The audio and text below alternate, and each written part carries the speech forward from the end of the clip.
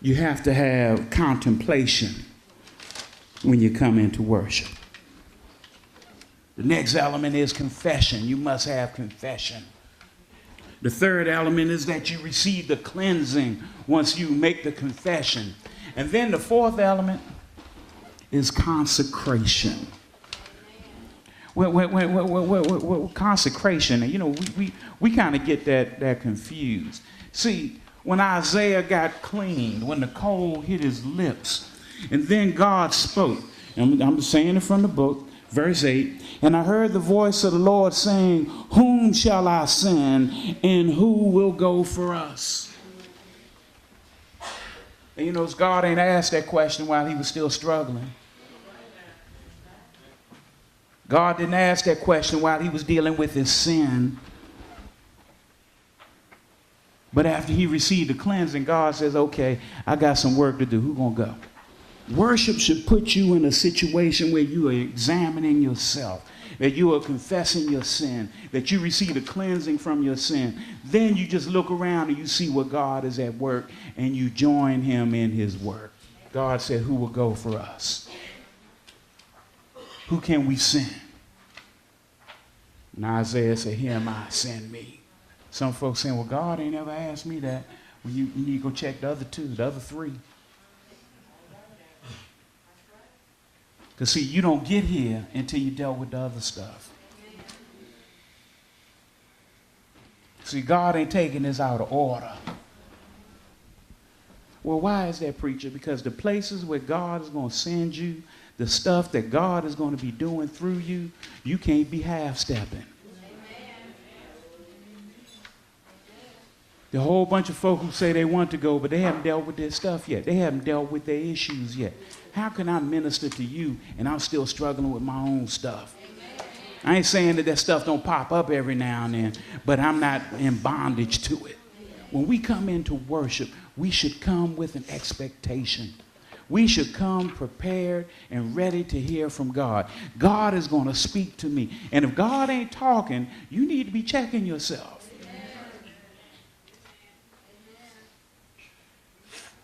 Now, I know some folks say, well, you know, I didn't like that style of preaching, and you know, they really don't sing my kind of music.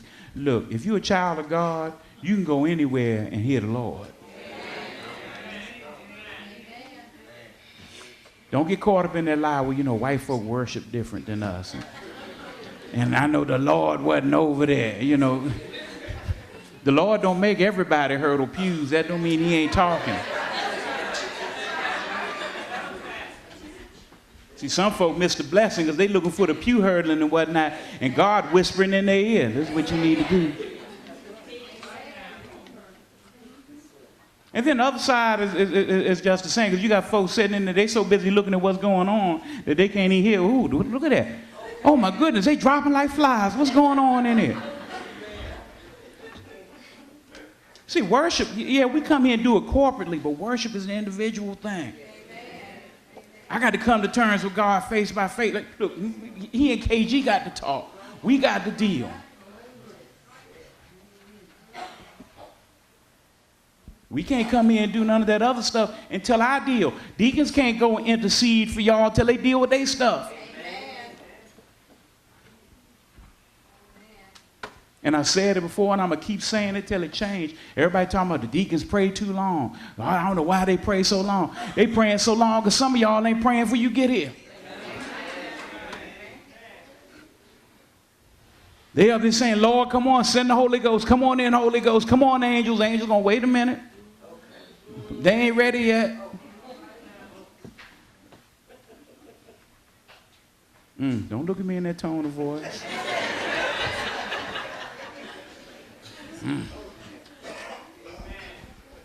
We didn't do that at the Divine Big Bethel Church of the Holy Ghost back home where I grew up.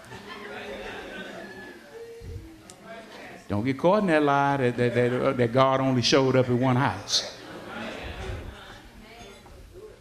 God said, where two or three are gathered together in my name, I'm in the midst.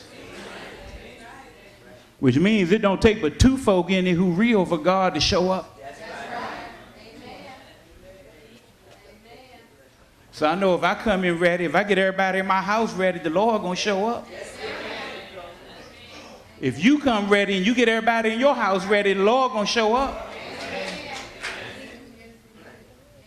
I ain't got time to be worrying about what other folk do. Yeah, it ain't about you. You here? I'm praying for you, but I'm coming to deal with the Lord. Me and the Lord need to talk. And my heart go out to folk who always talk about other folk. They won't, and they won't let me. No. Don't worry about they. You give they too much power.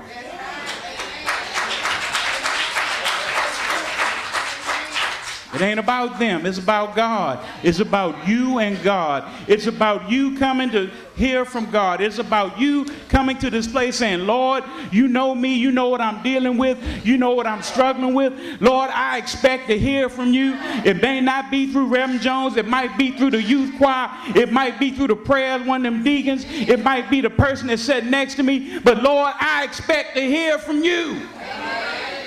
And then sometimes we just got to get a little rough with it. Lord, I ain't leaving till I hear from you. Lord, I'm struggling. You know I'm struggling. I need to know, am I on the right track? Lord, talk to me.